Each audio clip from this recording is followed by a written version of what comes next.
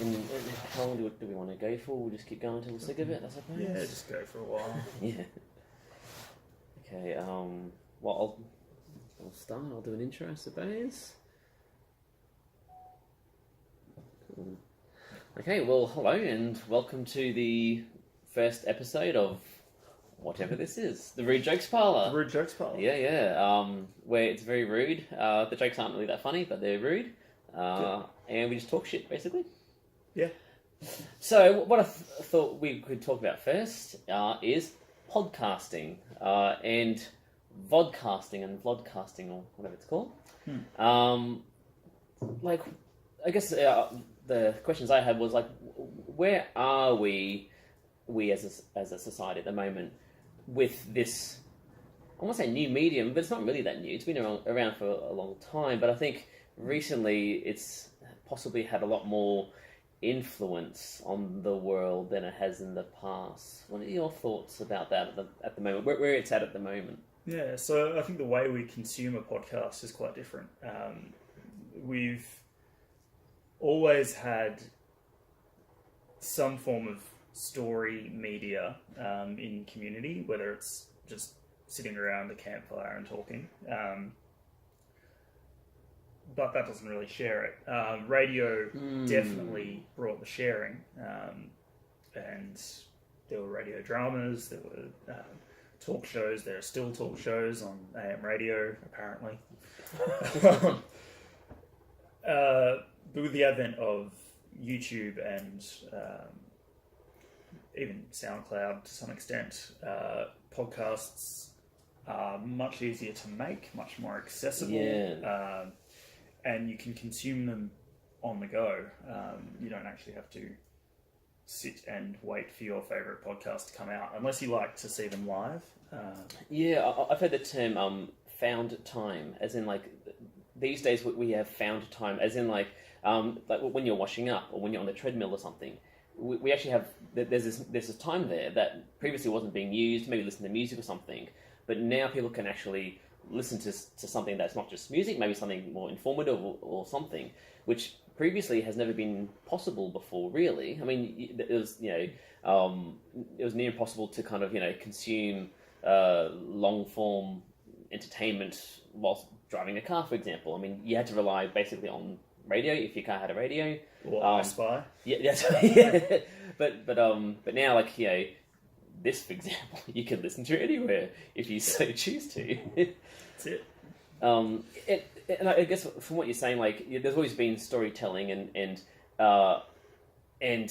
the power, I suppose, to tell a story has been in the hands of individuals and larger groups. But I guess, like, in recent times, being able to share that story, beyond your own tribe or something, has only been in the hands of large organizations, governments or large corporations. So, for example, the traditional media of print, TV and radio was only ever possible through lots of expense and organization and that kind of thing. Whereas I guess with this one, all you need is the items that you have in your pocket, pretty much. So now anybody can share information and anybody can listen to that information, almost anybody. That's never ever happened before, where people like you and I, without money or organization, very little organization, can now send a message that can potentially be picked up by anybody in the world, pretty much. What effects do you think that's going to have or is having at the moment? Access to technology has been a huge thing. You do see homeless people with phones. It is one of the most important pieces of technology that someone can have. You don't need a phone number necessarily. You can get by on just Wi-Fi alone. Viber, Skype, WhatsApp, all of these, even Facebook Messenger, have great communication standards, and most places have a Wi-Fi location. Most cafes, McDonald's, public libraries, even retail establishments, phone stores, definitely. So you could feasibly get away with having a $100 smartphone, film your podcast, consume other people's podcasts, and just travel around to different Wi-Fi locations to actually get those downloads and uploads happening. It makes it accessible to quite literally just about everyone. Yeah, and we spoke about this previously. How when you mentioned about just using Wi-Fi and not really needing the phone or the data, I can't even think the last time I used the phone as a phone without the internet, and all of that can be done via Wi-Fi now. You know, if you live somewhere like in a city where Wi-Fi is available everywhere, which I think is going to change how telecommunication companies work. It's going to change. It's going to have to change. They're going to have to change how they do their business model. And because if someone like myself just goes, oh, well, I'm not going to pay for any data anymore on my phone. I'm just going to go from free Wi-Fi everywhere, and that's going to surely have a big effect on their bottom line. And it's going to be. And also, a lot of the biggest companies and richest people in the world are in telecommunications, or they have been for the last 40 years, whatever. Yeah. How's that going to, Well, even is that more going to change, recently, whatever? Some of the richer people are people who own the internet businesses.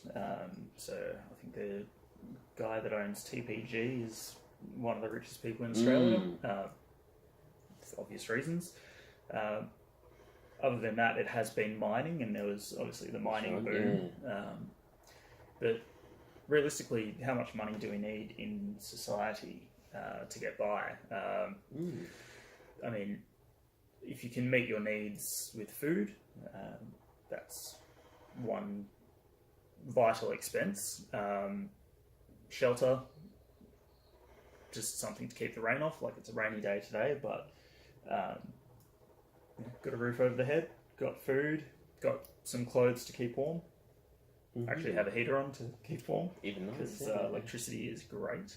Yeah.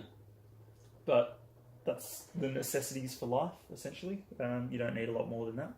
Yeah, well, we'll go into this topic here, only because just talking about how I haven't actually used my phone as a phone, for ages. And another thing, thanks to technology, I haven't used for maybe 6 months at least is cash. I just haven't used cash for ages. Now, about 4 months ago, went out with some friends and I paid, and they all gave me cash. Right? They all gave me $20 each. Right?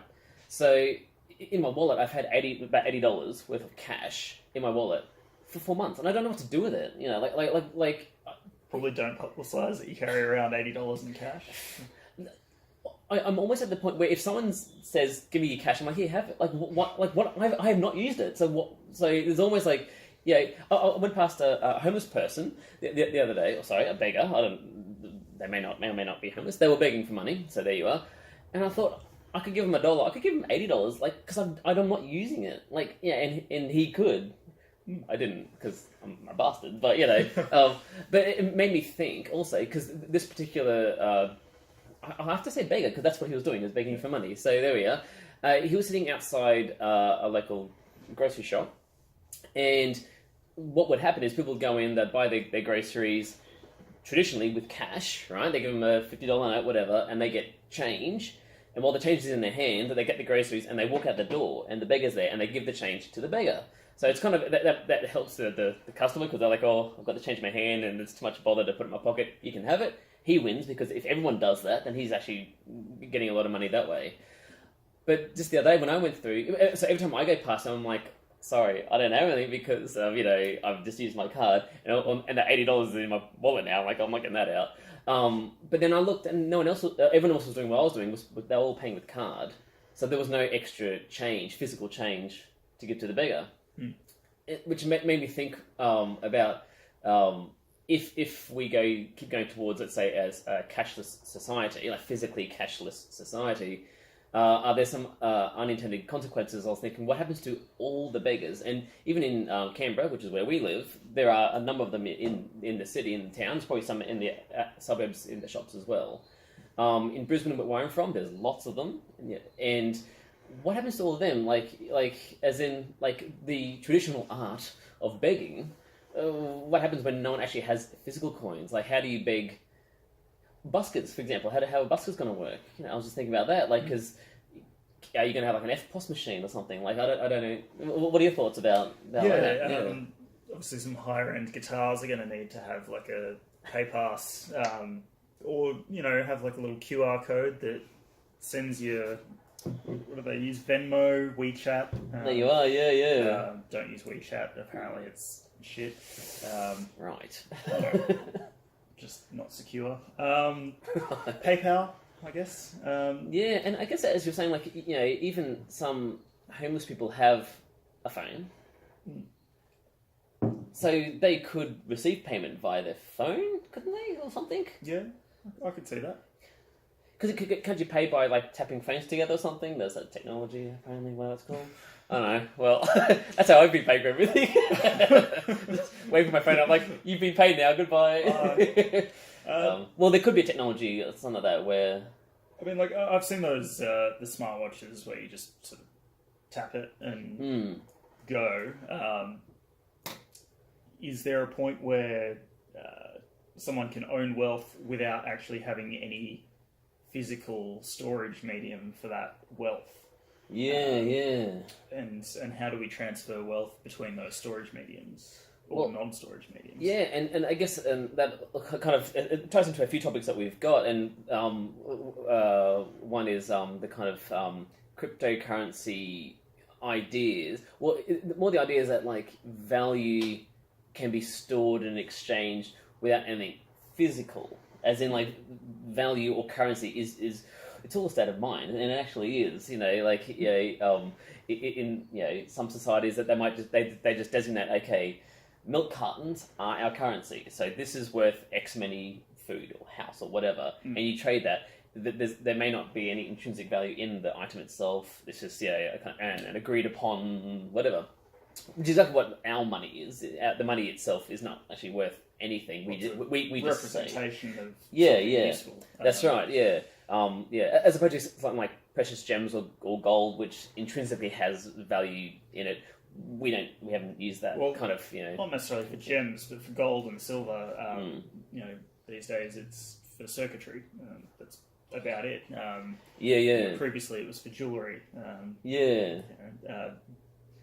I don't know about anything else. Maybe aesthetics. I think just the fact that it's shiny and humans and animals just like shiny. I think it has an intrinsic value. I think people will pay a lot of money for a gold ring, even though maybe it has no function to it. Whatever. It's just people like it, and I think the value from what I understand, the value of gold and silver is that humans will always find shiny valuable. As I understand it, we are just magpies. Yeah, that's right. But all that aside, because we don't really, in Australia and with America's economy, it's not based on gold and stuff anymore. It's kind of based on fake promises. but it's based upon like what's in our head. We just say that's what it's worth. But with like these kind of decentralized currencies, these online currencies, no one. I don't know a lot about it, so I should ask you what are your thoughts about blockchain technology and using it for currencies and contracts, that kind of thing. But from what I understand, it is like it is not dependent on someone's opinion. It's not controlled. It's not centrally controlled. That's how I understand it. Is that what you understand? Yeah. So there's a good video of it explaining what is blockchain technology, and it's essentially a too long didn't read. Is everyone is processing mathematical formulas that have encrypted certain information, such as there is $100 paid from me to you. But then you've also paid $20 back to me, so you have $80. A bunch of people are doing algorithms to confirm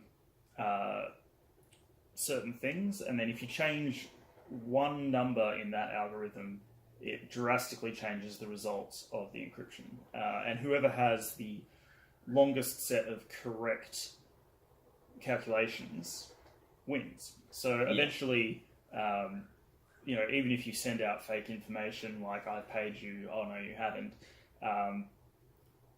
One chain is eventually going to get longer. That might not happen immediately, but it will happen eventually.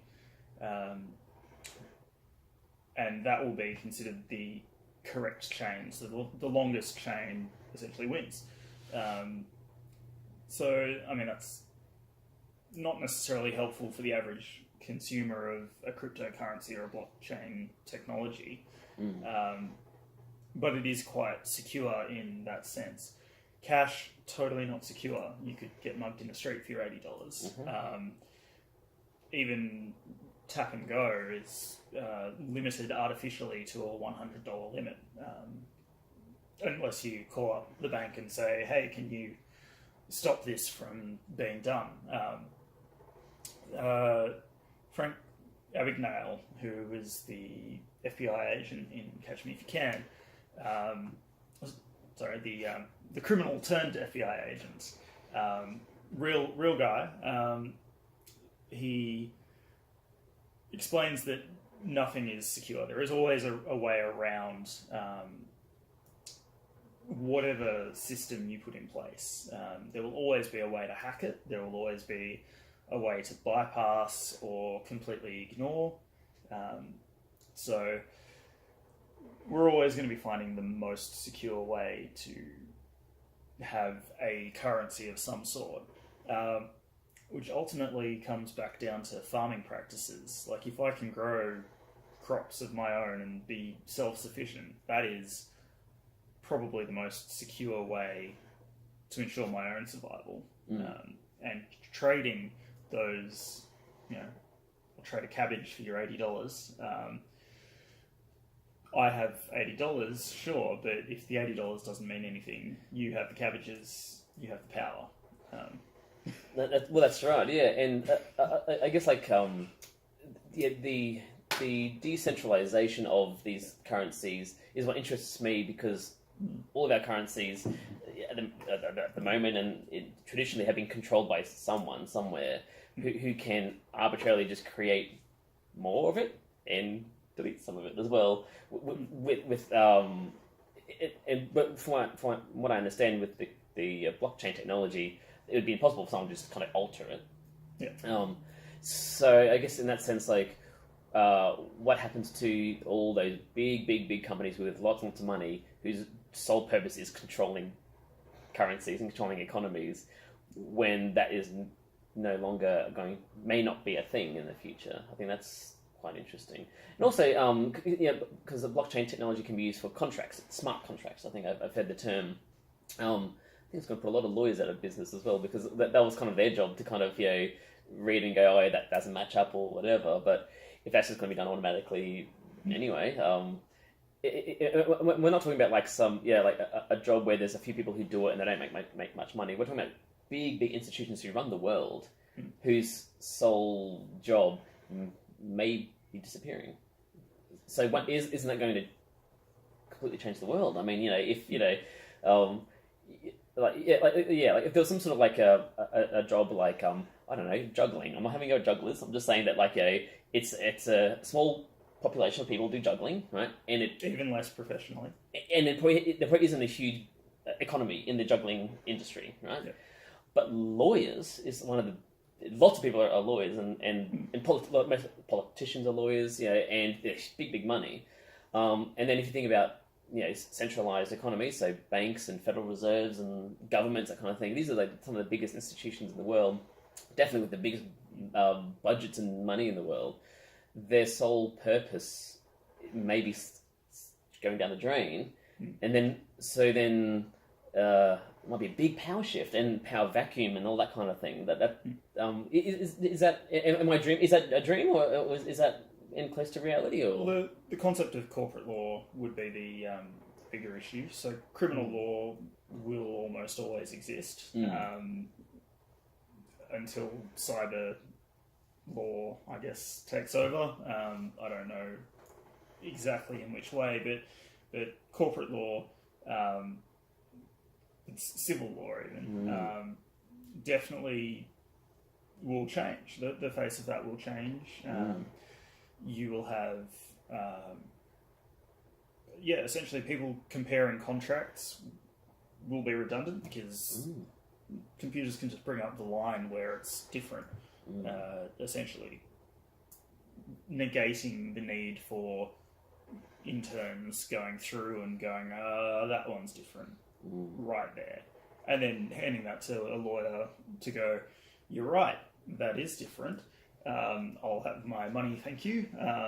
And we'll go with this one. So interpretation of law will be important, interpretation of contracts, but I don't see too many other uses for blockchain technology at this point. But that's just because I'm dumb. You can use them for so many things, but... what do you think the role of banks will be in the future? Again, they're one of these big industries that kind of rule the world a bit. Yeah. It'll affect them. How do you think it'll affect them, I suppose? They say banks are too big to fail, which is totally wrong because that's how we ended up with the global economic crisis last time around. That's right.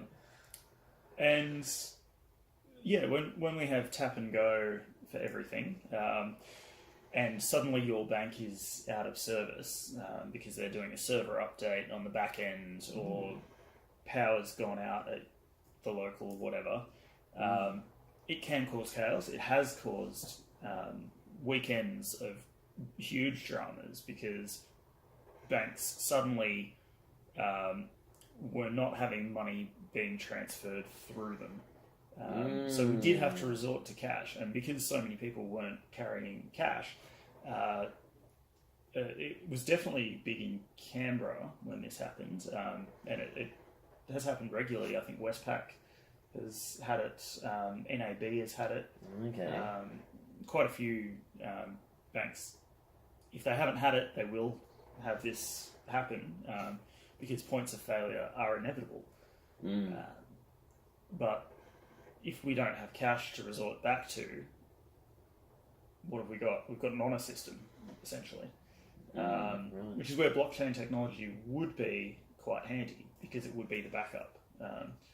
Because we could say, yes, I came and got a coffee off you, and you signed the register. And that is quite literally a physical representation of what the blockchain technology is. Yes, a register. The next person comes down and says, yes, I've signed on this, and yes, there was this many signatures above me, and I also owe $4 to this barista.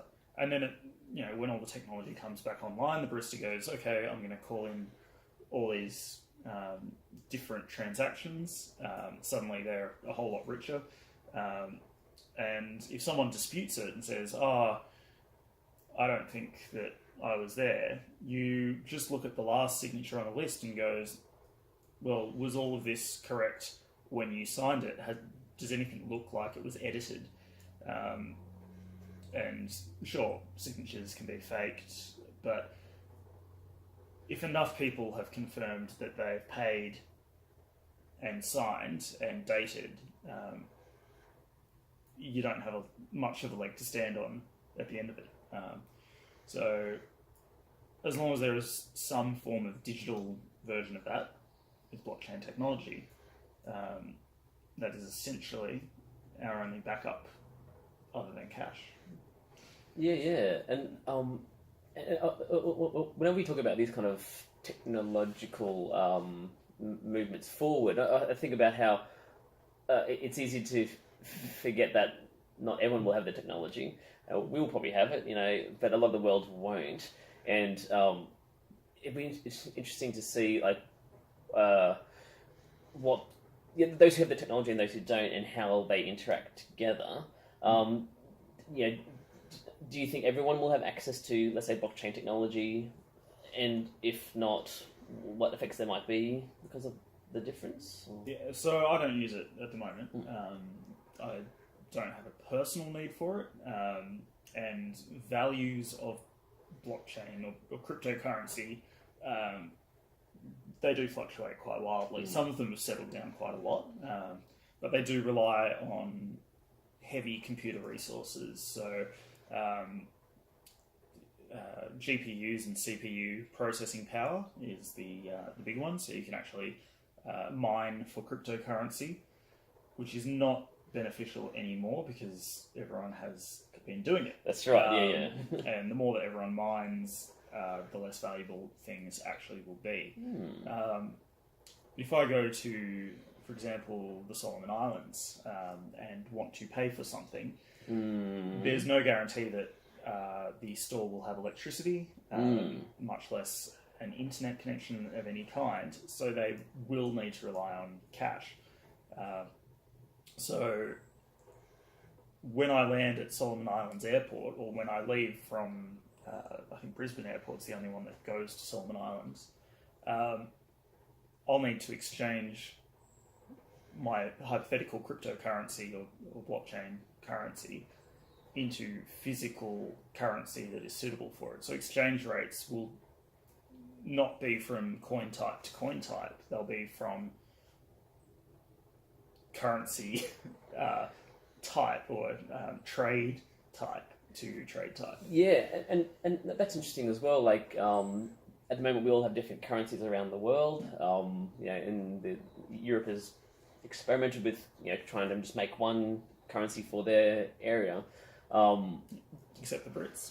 Yeah, well, that'll be interesting to see how that goes. Well, I mean, but then like, yeah, I don't know too much about it to opine about it, but it seemed like I think they were happy with their currency as it was going. I thought, yeah, we'll hedge our bets here. I think. Yeah. But do you think, or do you foresee, let's say, the world having one cryptocurrency, if that's the way they go, or will there be competing ones around the world? And do you think it'll be regionalised, or why would it be? I don't know. I mean, there's no particular reason why it should be regionalised, other than the sense that people have created cryptocurrency out of nothing.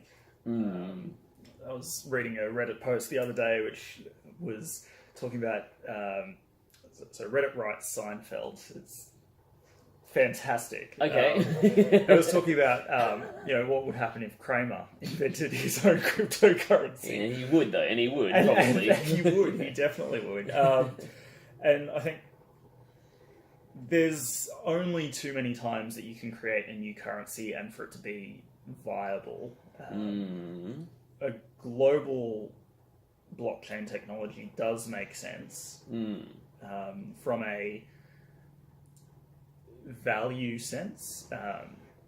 Do you think it might be a bit like Facebook or Google, where in the beginning there were lots of different ones, there were other search engines, there were other social media, but just over time everyone kind of went towards possibly the main ones. Yeah, I was going to say the best ones, but let's just say the main ones. For whatever phenomenon, they all kind of gravitate to this one, and the more people who join it, the more valuable it becomes. So you just kind of, now it's Google, now it's Facebook, whatever. Do you think cryptocurrency might do a similar thing, where there's lots of different ones, and then people kind of gravitate towards one? Or? Yeah, I mean, it has happened with Bitcoin. That's right, yeah.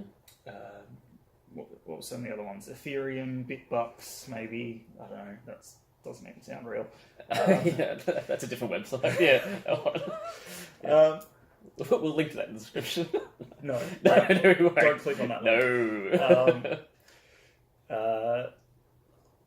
I don't see a specific technology coming out on top anytime soon. Right. Unlike with the Google Microsoft competition, the Facebook and the I don't know what is the comparison with Facebook. I guess Google as well. They're a bit different between those three, but Microsoft typically has the email, the Office solutions, the gaming platform. Facebook has the social media platform and the password negating technology, almost. The login with your Facebook account, which is totally not secure in any way, shape, or form. Because if you lose access to your Facebook, you've lost access to your entire internet history. And I was thinking, like you're saying, how Microsoft has had and still has the kind of the dominance for office word processing and that kind of stuff. But with Google's apps now they have within their browser, I was trying to think like is that or would that kind of compete with Microsoft for their kind of things?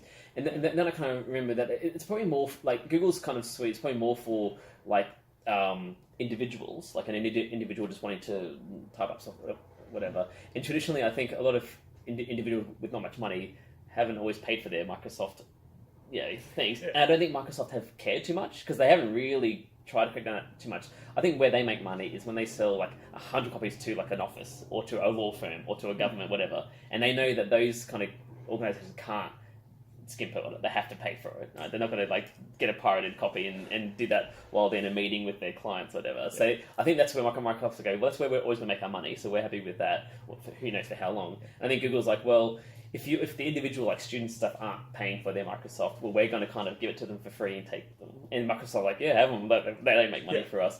Is that wise? I don't know, but is that how you see it? Or well, Microsoft now has to make money through either subscription-based services like Office 365 or the ads that they will ram down your throat through Windows 10, which is if you are using it for free, advertising is going to happen because if it's for free, you are the product, not that's right. Using. Yes. So I can't remember which country it was. I think it might have been the French police force. Even they all use a free document, OpenOffice or LibreOffice, two great free solutions that. As long as you're not using a Microsoft-specific format like DocX, it's quite handy. You can use a rich text format. LibreOffice, if everyone's on it, great. Or OpenOffice, if everyone's on it, great. They're both Linux originally. Right. They are open source to some extent. Right, yeah. And that does bite into the market of the free Office space. The only times that I've needed Microsoft Word was when someone said, hey, can you send it to us in a .docx format? And I go, no. Because I'd have to pay for that. Because I would have to pay for it. Yeah. Now, I own Microsoft Word now, the 2016 version, which was the last version that actually was a buy it once, before subscription now based on work. It actually was coming out at about the same time that Office 365 was becoming popular. But I mean, realistically, I can use Google Docs for just about anything, as long as I don't mind Google having my information, which I don't. I, for one, welcome our Google overlords. Because I mean, they've got YouTube, which I consume a hell of a lot of. Yes. I've got Gmail, which I use as an email account, and it is a login platform for just about everything. So, well done, Google. And please don't become evil. Yeah. Isn't that in their mission statement? They have like a "Don't be evil" in their mission statement. I think it is. Yeah. It might be. I feel like I've read it somewhere. It's possibly an urban myth. Yeah. That's right. Yeah. Who actually reads the terms and conditions? And also Google Maps as well, something that Google Maps use all the time, and there's no rival to it really. It's just. I mean, Apple had their thing. Yeah, they tried. That was comical. It was comically bad to start with, but when I started using it, I was like, "Oh, I wonder how bad this could be." It wasn't actually that bad in urban areas. Right, cool. And reliable phones. So anything which was iPhone 5 or later would have been a lot more suitable for the GPS side of things. Because I think the main complaint was that the maps were incomplete and the distance that it expected you to be away from your area was very wildly inaccurate. Okay, right. And I mean, that's only fair. Like the time taken that Apple normally puts up on your screen when you're transferring files was usually pretty accurate, whereas Microsoft's was wildly, a couple of seconds, a couple of days. Yeah, and that last 1% took a long time. Just like the washing machine. That's right, it's like, that last minute is taking 5-10 minutes. We've got some light in here. Ooh. Thank you, Sun's Google. come out. God. That's the Google Cloud is parted. Just when you said about Microsoft ramming ads down your throat, can I talk about something about ramming down your throat? No. Can I talk about ads being rammed down your throat? So last night I reinstalled GTA Online. I haven't played it for ages. GTA Online. Yeah. Like, which version of this are we talking about? Whatever the GTA 5, whatever it is. Whatever. That one. And downloaded. Took ages to download. Jumped on, and it gave the option. I made a new character as opposed to my one I had before, and it said, "Do you want to start at level 1, or do you want to start at the level of the other character?" I'm like, "Oh, I'll start there. Why not? It sounds like cheating. Let's do that." Did that. Yeah.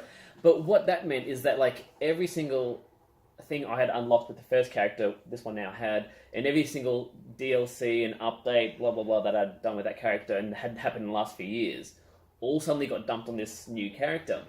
And the way they do it in GTA, it's not like before you log in, like in most games, like before you log in, it says these are the updates, this is what's been installed. You're like, oh, that's interesting. Okay, I've unlocked that. Cool. No, what it does, it gives you phone calls during the game. Yeah, it goes, bring. Oh, hi there. I just want to let you know that we've got these new houses available. You should buy them. I'm like, okay. Bring. Oh, we got these new cars for sale. You should buy them here at .com. Bring. I'm like, and I played for about an hour, and for the entire hour, the phone kept calling about all these different things. Now, I think if you'd played from level 1 onwards, you'd get 1 or 2 every now and then, but it just said, okay, for the last 15 levels, I think it was, it's like, here's all of it. And it got me thinking about a lot of pain and anger in my life, but also made me think about, wait, this isn't just you've unlocked something, this is advertising. Because a lot of this stuff you buy with your money in game, which I'm sure you can earn somehow and probably pay real money for that money. But also it's a game that's been out for ages, and it must make money from people using real money to buy stuff in the game. So no wonder they're advertising in your face all the time, saying, "Hey, have you thought about buying this house or this car in game and probably with real money?" I mean, I just kept hitting go away. I hate that kind of stuff in real life. Now I've got to deal with people calling me to sell me stuff in a game. It made me think about like all this kind of cryptocurrency. Like, is the GTA gold or money? So I was thinking gold of WoW, but the same issues World of Warcraft had as well, with their in-game money being quite valuable in some ways. People would pay real money, real world money for online in-game money. It just made me think like how, again, we're talking about value.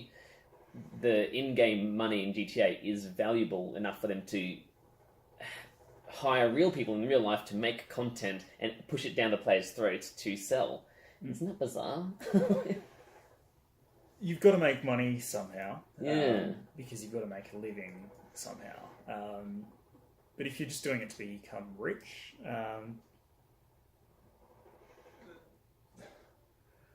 I do see video games as an art, and I do think that people should be paid for their arts, but there's a limit. You don't want to rely on 1 or 2 whales that buy all your in-game content, because that's a great short-term environment, but if only 1 or 2 people are buying that content, eventually they're going to get bored because they'll be top tier, they'll have everything unlocked, and they'll move on to a different game. That's right, yeah. And they've just got way too much money and not using it wisely. If a lot of people pay with microtransactions for certain things, like small upgrades in certain things, I think the pay-to-win model sucks. I'm totally against actually paying for anything in any game whatsoever, which is why I don't game that much anymore. It's hard to find a game where you can get away with it. Except for the seasonal games, which I don't mind. whatever EA Sports game, if you're not buying anything, you just play it for that season. Something else comes out. Part of the Patient Gamers forum on Reddit as well, which is basically any game that comes out a couple of years down the track, you'll eventually go to it and go, oh yeah, this looks pretty good, I'll have a go. It's cheaper because, it's a few years old, unless it's GTA, because GTA hasn't had an update hasn't had a new GTA come out in a while. And it's still selling at a AAA price, whatever it is. It's like, if you look on Steam, it's still like really expensive to buy, and apparently they're still selling copies. It's like, wow, people are still buying them. Huge. And online, there's no other option for people to move forwards to yet, which is definitely the Rockstar model at the moment. When Red Dead Redemption 2 comes out, which a lot of people are hyped for, I'm very, very hyped for that game. I love the original. A lot of people will move to that for a short period of time, possibly longer if the online content is like GTA but with horses. That's right, yeah. Because, why not fuck a horse instead of a hooker? Anyway, back to the game. Well, it's a rude joke's parlour. But I was thinking about, during my experience playing last night, I almost felt like I would be happy to pay in-game money for someone to block all the ads in-game. In my real life, I'm happy to, I hate all the advertising and the annoying things, but now there's annoying things in this fake world. And I'm like, I wouldn't mind giving some of this fake money to someone in-game to stop all the fake annoying things happening. It's a bizarre situation, yeah. But that definitely makes sense with YouTube's model of YouTube Red, or whatever they're calling it at the moment, where you pay your subscription fee, you don't get ads. Right. Great. Useful for people if you have money and you're particularly sick of those ads coming up. Or you can just use an ad blocker. For free. Yeah, pretty much, yeah. I'll use the ad blocker, which is not useful if I use my phone, because the ad blocker is not working on my phone. So I still end up consuming ads through my phone on a short YouTube video. But if it's like a 15-second ad and like a minute-long video... No way. I'm not actually going to be watching that video, so I'm just going to close it. I don't care if the ad people already have my money. I'm not going to consume a 1-minute piece of content. If it's an hour-long podcast, like this one's slowly becoming... we should probably check to see if that phone's still recording. True, yeah. We'll wrap up after this. This is the final comment for Joe. We'll take a break and we may come back. Or make it later, whatever. We probably will. We'll always come multiple times. Wow. Cool. Actually, something I want to talk about, and we'll talk about it after the break, is with these messages brought to you by this advertiser. But don't use AdBlock when you're watching our video, by the way. You should go to our sponsors. Which AdBlock won't work if we have in-video advertising. So someone who wants us to advertise for them should contact us, pay us a lot of money, and we'll give you a spot 43 minutes into the content. That's right. Very valuable time space. So... Or we just don't advertise. Anyway, so all of this, let's talk about this after the break. Peace out. Oh, wait. Peace off. Peace off. Shit. So cut there, Joe.